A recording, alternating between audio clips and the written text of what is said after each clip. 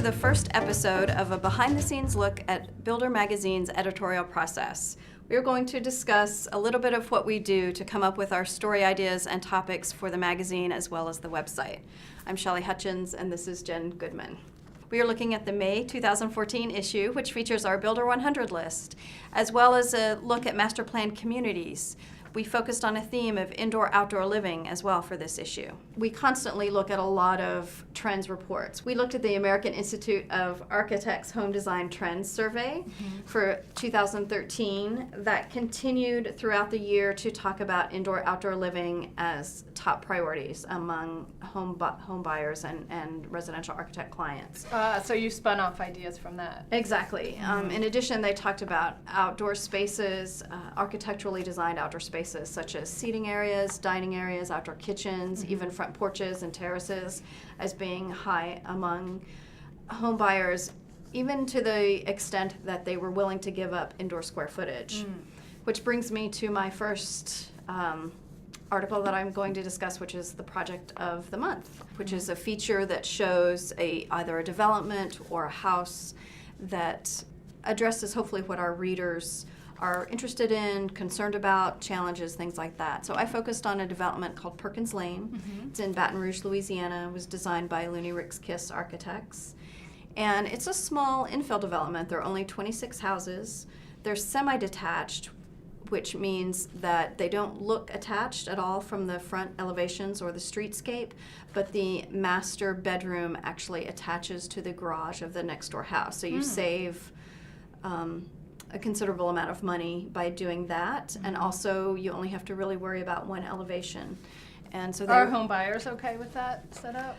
They are, mainly because of the semi-detached look. You have a space, and in this case you have a little gate and a walkway to a courtyard. That was another big feature for this development, was that every house, they actually took space away from the climate-controlled square footage on the first floor, the public spaces, and created a courtyard. A couple of other things about this community.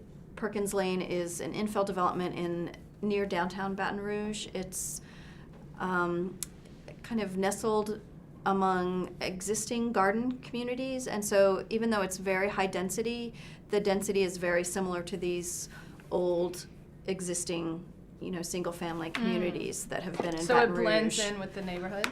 Exactly. It blends in, both in density and design, as well as they saved space from the streetscape to create these large sidewalks, very wide sidewalks that are tied into existing sidewalks. But those trends definitely informed the master planned communities feature, which was a large feature. Cheryl Weber went to Houston to interview Doug Goff, who is a developer in Houston.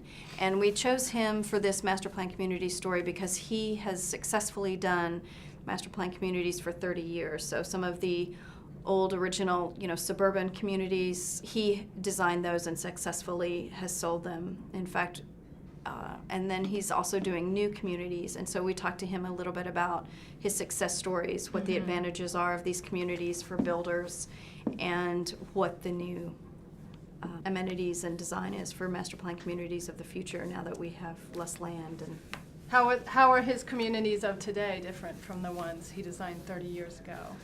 He talked about that a lot, and in fact we'll be talking to him further at the Housing Leadership Summit later this month about that very topic, because they have changed significantly. They are smaller, 5,000 houses versus perhaps 10 to 12,000 or more in size. They are closer to downtown urban areas. Even in Houston, they are, a 10-minute drive from downtown Houston versus, being a 30, 45-minute commute in a bedroom community. Right, and people like that. They want to be closer. Right. Definitely younger buyers as well as, active adults or empty nesters are really interested in these. He did talk a lot about some of the amenities that today's buyer wants for master planned communities, and he talked a lot about saving natural landscaping and amenities that were already existing, whereas in the past they would just clear cut, huge swaths of land and replant it based on their planning and design. And now they're saving existing trees. I'm sure many of the builders on our Builder 100 list also pay attention to these trends. Yeah, they have to in order to close as many houses as they need to, to be on the list. This year we've had more than 1 out of every 2 homes sold in the country are from builders that are on either our Builder 100 list or our Next 100 list, which is a list of the top 101 to 200 builders. Oh, wow, that's a lot. And all ranked by closing. Okay, and so closings as far as how many houses they've built and sold? And how many closings do they have to make it onto top 100? This year, to make it onto the top 100, a builder had to close 406 houses in order to make it onto the list, which is actually a 27% increase over the list the year before. So that's great. We were pretty happy to report that closings and sales volume have gone up dramatically. Our story package for the Builder 100 is pretty extensive. It talks about, gives a little bit of the facts and figures from the survey, as well as we singled out a couple different building firms to focus on for different reasons, but mainly because each one of them had quite a bit of growth in 2013. Okay.